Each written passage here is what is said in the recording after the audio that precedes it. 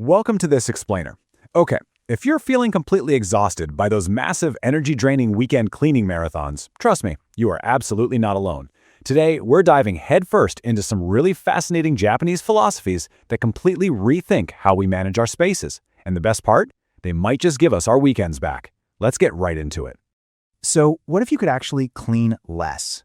I really want to challenge our normal assumptions right out of the gate here. We're so often conditioned to think we just need a fancier mop, some better chemical spray, or just a whole lot more elbow grease to keep a tidy home. But what if, and hear me out, what if the cleanest homes in the world belong to people who actually work far less hard than we do? I know, it sounds completely backward, but we're going to explore exactly how this is possible. 400,000. Yeah, 400,000. Studies show that is the staggering amount of bacteria, literally hitching a ride on the bottom of a single pair of everyday shoes. I mean, think about the gas stations, the grocery store parking lots, or those sticky gym floors. We are tracking all of that straight onto our living room carpets.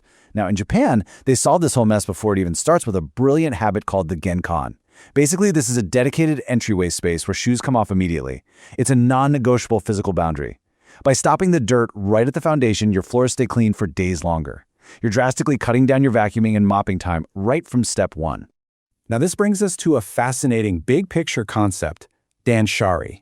This is the traditional Japanese philosophy of decluttering, letting go, and intentional ownership. And here is a tough truth that we sometimes just have to admit.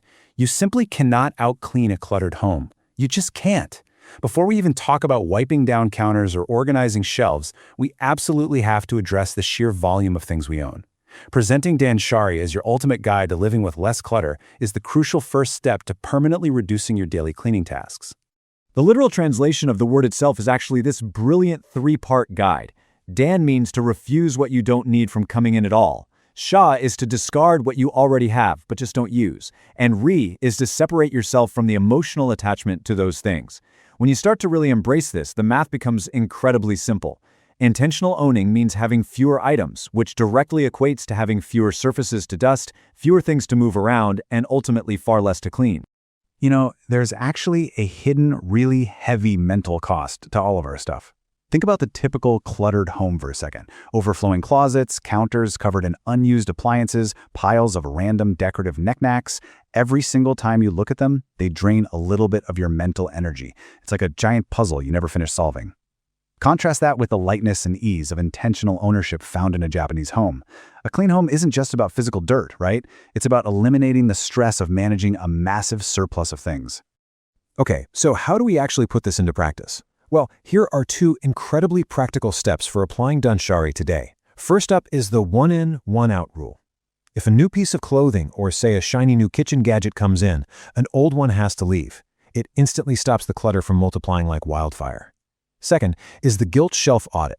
Walk through your home and pinpoint the things that just make you feel guilty, like that really expensive treadmill that has somehow morphed into a glorified coat hanger. Just let it go. Removing these items removes the guilt, frees up your mental energy, and permanently reduces your daily cleaning tasks. All right, so once you've used DanShari to actually clear your space, how do you maintain it? Enter Kaizen. This is the philosophy of continuous improvement through small daily actions. It is literally the ultimate micro-maintenance strategy. Integrating the Kaizen mindset is the exact framework that keeps a DanShari optimized home perfectly tidy without you ever feeling like you're trapped doing endless chores. The 2-minute Kaizen rule is honestly just brilliant. The idea is simple. If a task takes 2 minutes or less, you do it immediately. Wipe the stovetop, that's 2 minutes. The bathroom sink after brushing your teeth, 1 minute. Squeegee the shower door, 45 seconds. Fold the couch blanket, 30 seconds. None of these actions feel like an exhausting, capital C cleaning session, but look at what they achieve.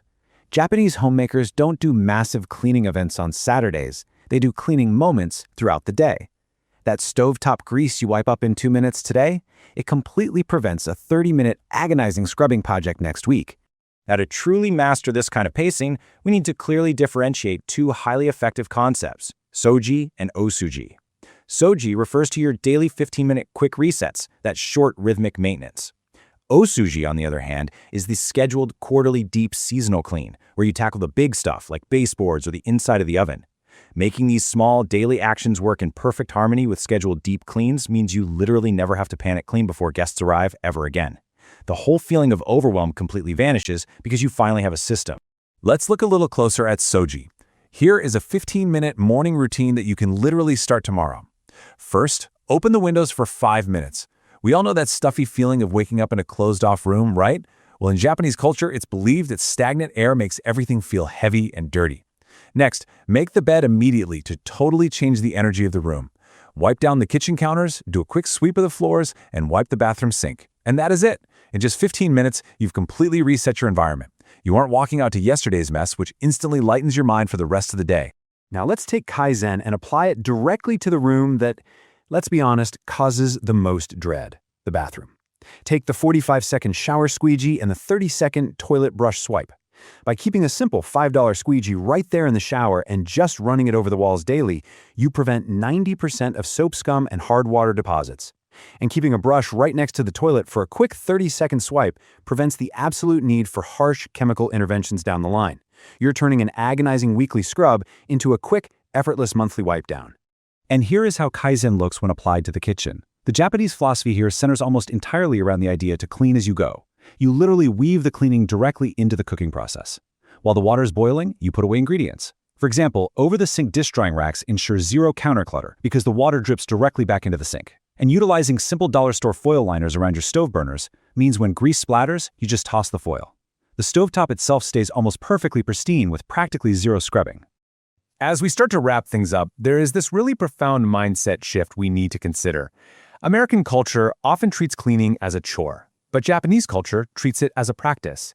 When you wipe down a counter in the morning, you aren't doing some dreadful obligation that you just want to avoid. It is a deeply intentional act of self-care. It's a practice that respects your energy, respects your physical space, and tells you that your own comfort matters. It actually gives you energy rather than taking it away. Which brings us to our final thought for today.